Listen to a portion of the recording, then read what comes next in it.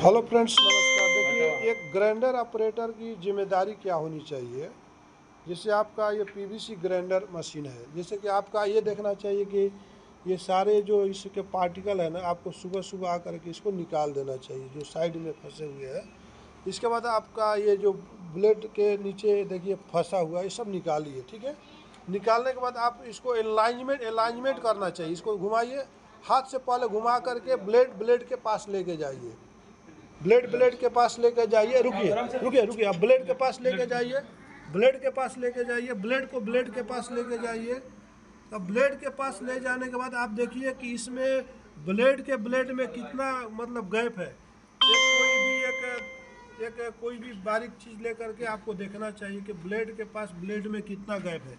तो आपको उसके हिसाब से आपको अलाइनमेंट करना चाहिए। जितना ये 0 एक्यूरेसी में रहेगा, जितना इसका बारीक गैप रहेगा, उतना आपको ज़्यादा प्रोडक्शन निकालेगा। जितना गैप ज़्यादा रहेगा, मोटर पर लोड आएगा, आपको बार बार मशीन बंद होगा। तो आपको देखना चाहिए कि ये गैप जो है ना, अलाइनमेंट सही नहीं है। इधर का गैप ज़्यादा, इधर का कम है। तो आपको ब्लेड का जो है गैप बिल्कुल जैसे बाल के बराबर होना चाहिए। ठीक है ना। जितना गैप ज़्यादा रहेगा, आपका तुरंत कोई सा भी माल डालोगे तो प्रोडक्शन ज़्यादा आएगा और तुरंत कट करेगा। तो सुबह सुबह आकर के आप एक जो भी नॉलेज लो कि इसको गैप को कैसे कम किया जाए, तो उसे खोल के थोड़ा थोड़ा मार के फिर चला के देखना कि टच हो रहा तो थोड़ा धीरे धीरे का, मतलब टच भी नहीं होना और गैप भी नहीं रहना। और घुमाइए दूसरा ब्लेड। ये 3 ब्लेड रहता है, तीनों ब्लेड का आपको अलाइनमेंट चेक कर लेना चाहिए सुबह चालू करने से पहले। जैसे कि आप ये ब्लेड देख रहे हैं, ठीक है ना निर्मल जी, कि ब्लेड में क्या है आपका। देखिए ये अलाइनमेंट आप देखो, यहाँ पर आप देखो ना। और घुमाइए और घुमाइए। हाँ ये तो अभी कल का है। हाँ, देखिए इसमें ये देखना कि आपको ज़्यादा गैप नहीं रहना चाहिए। थोड़ा सा डेली थोड़ा सा एक बार अलाइनमेंट सेट करना, ठीक है ना, चालू करने से पहले। तो आपको उसी धार में प्रोडक्शन ज़्यादा आने का चांस रहता है। जैसे जैसे गैप बढ़ेगा ना, जैसे जैसे गैप बढ़ेगा। अब देखिए, गाड़ी आप चलाते हो, आप गाड़ी चलाते हो, 4 गियर पर आप गाड़ी को लेकर के जाओगे, गाड़ी आपको आगे बढ़ने वाली नहीं है।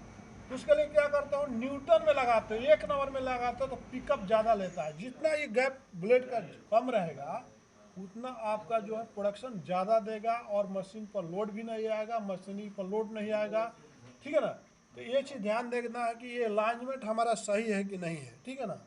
जैसे आपका ये जो ब्लेड है, अनइवन मटेरियल आने से जैसे ऊपर डैमेज हुआ है, ठीक है ना। ठीक है, तो ये चीज़ हमको ध्यान देना चाहिए। ठीक है ना। तो ब्लेड का अलाइनमेंट कोई भी ग्राइंडर मशीन है, आपको अपना सीनियर को बोलिए कि अलाइनमेंट चेक करिए, हम लोग चालू करने वाले। पर डेली अलाइनमेंट को चेक करना बहुत ज़रूरी है।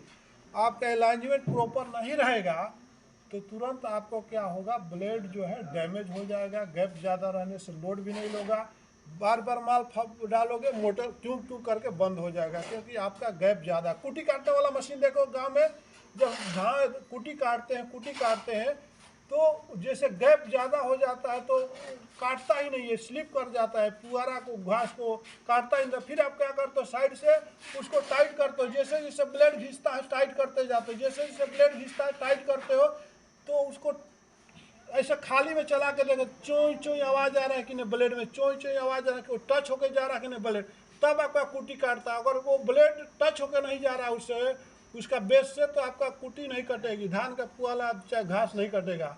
उसी तरह से यही सेम प्रोसीजर है कि अगर इसमें ब्लेड में टच नहीं हो रहा है, थोड़ी सी ब्लेड में टच होकर आवाज़ नहीं आ रही है, मतलब टच होने की संभावना नहीं दिख रही है, तो आपका जो है मोटर पर लोड आएगा, आपका प्रोडक्शन कम होगा। इसी के साथ मैं इस वीडियो को